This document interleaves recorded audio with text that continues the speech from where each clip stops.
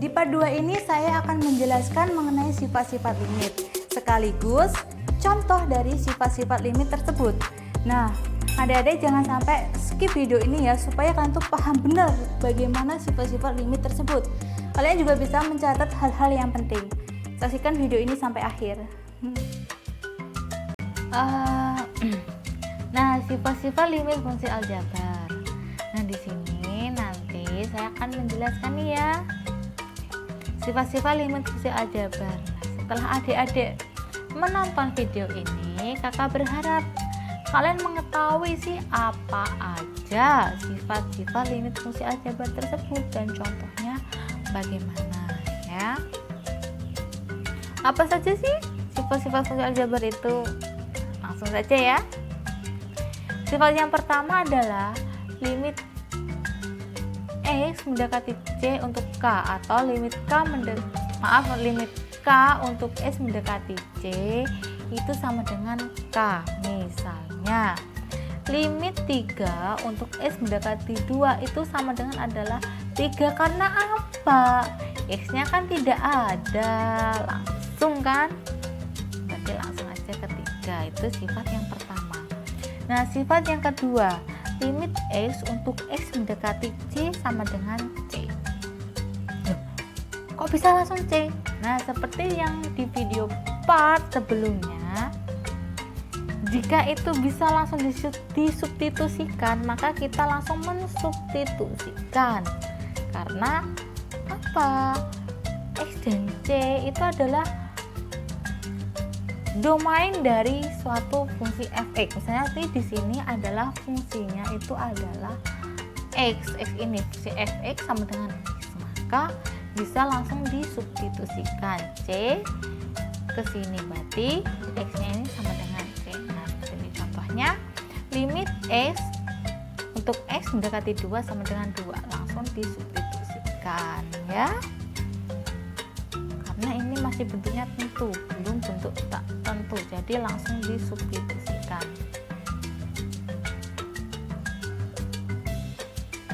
Nah, kemudian sifat yang ketiga, limit K dikali fx untuk S mendekati C. Oh iya, saya mohon maaf, maksudnya tadi K itu adalah konstanta ya. Konstanta itu bisa suatu bilangan real berapapun, bisa 1, 2, 3, bahkan negatif pun itu bisa. Nah, sesuai sifatnya ini tuh kayak suatu apa ya, langsung dikalikan gitu. Misal kayak gini, limit ini ya, limit X mendekati C. Nah, ini tuh dikali ini, itu hasilnya adalah K konstanta, terus limit X mendekati untuk fx hasilnya kayak gini. Jadi ini tuh kayak dipecah-pecah seperti itu loh, dipecah-pecah kayak ini, limit ini dikali limit ini. Nah, itu kan hasilnya limit ini kali limit ini, hasilnya seperti ini.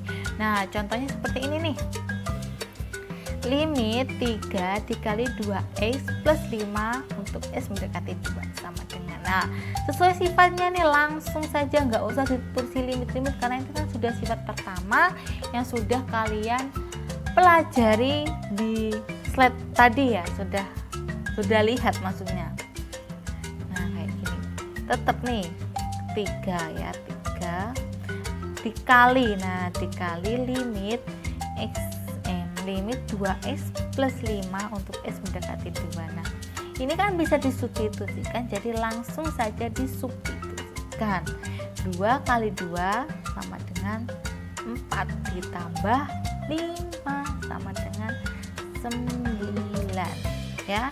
Jadi 3 kali 9 sama dengan 27. Nah, ini salah ketik, ini tuh seharusnya adalah 27 bukan 12 ya. Kemudian sifat keempat, nah limit X mendekati C untuk X ditambah GX. Nah, ini tuh fungsi semua nih, ada fungsi Fx dan fungsi Gx. Nah, kalau seperti ini tetap caranya sama, kita pecah-pecah. Fx sama G dilimitkan. Nah, limitkan jadi kayak gini hasilnya. Limit Fx untuk S mendekati C ditambah limit Gx untuk S mendekati C. Nah, kayak suatu apa ya, dikalikan gitu loh. Dikalikan itu apa namanya? Distribusi ya.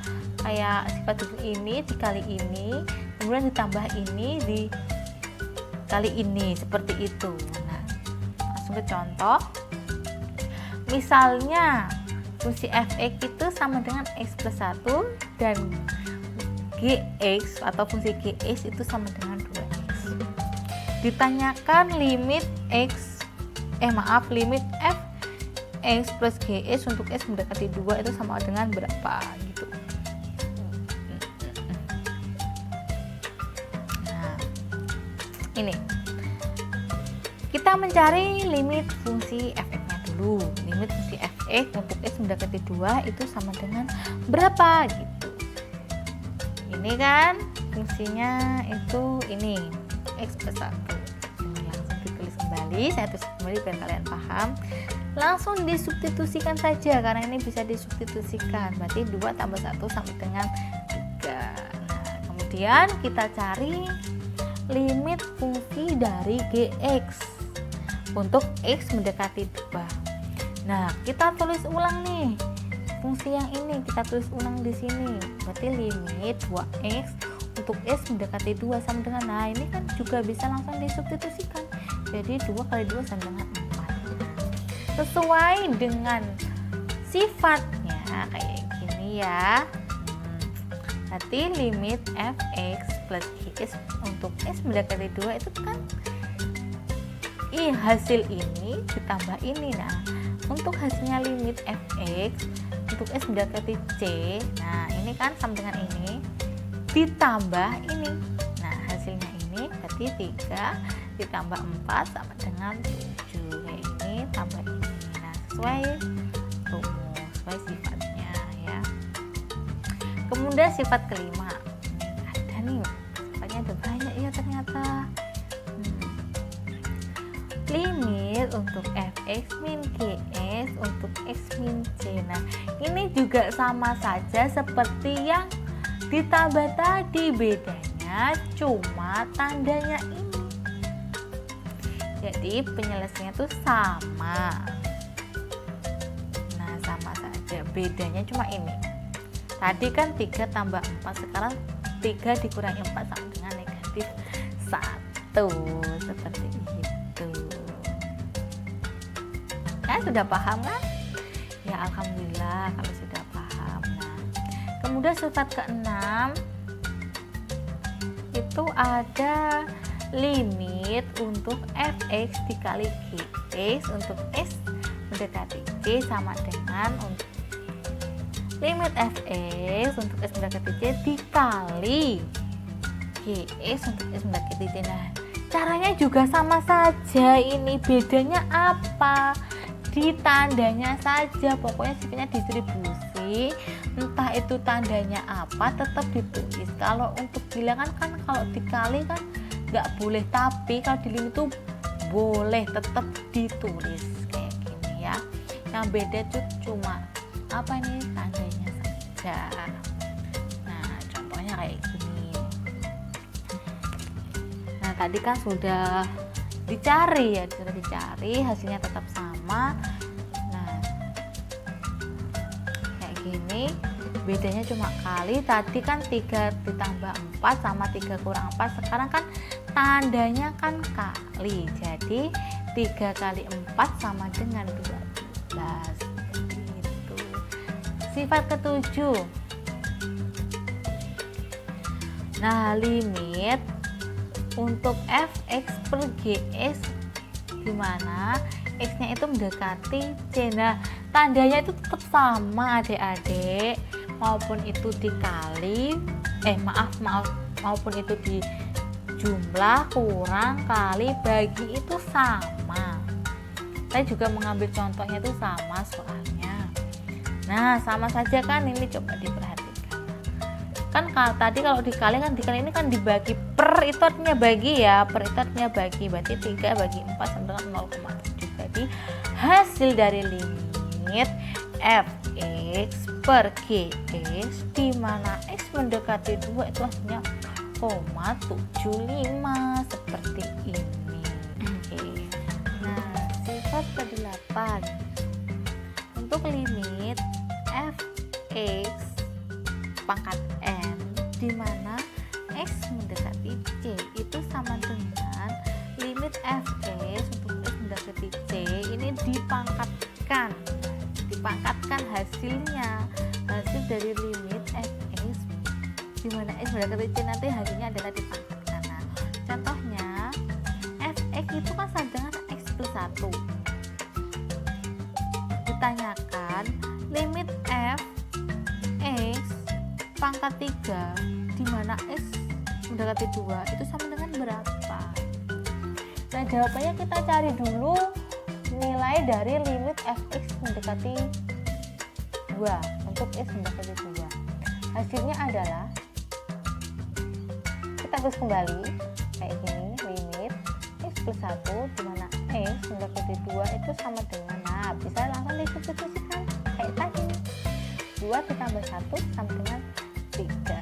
Jadi hasil dari limit fx pangkat 3 untuk x mendekati 2 itu sama dengan 3 pangkat 3. Nah, hasil dari ini loh, hasil dari limit fx untuk x mendekati c ini kan ini tuh hasilnya 3. Jadi langsung saja dipangkatkan 3 sama dengan 27. N-nya itu bilangan asli ya, nggak boleh bilangan negatif, harus bilangan asli yang dimulai dari 1. Sifat ke-8 atau yang terakhir yaitu limit akar pangkat n fx di mana x mendekati c itu sama dengan akar pangkat n dari limit fx untuk x mendekati c. Nah kayak gini nih, langsung hasil limitnya nanti di akar pangkatkan ya.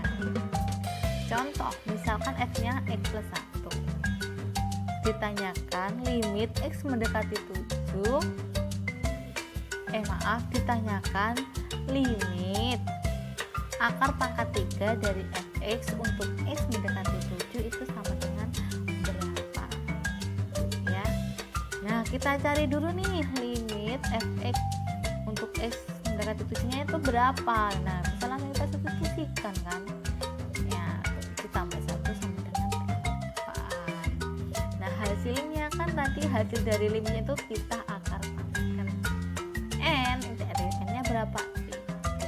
Jadi akar pangkat 3 dari 8 adalah 2.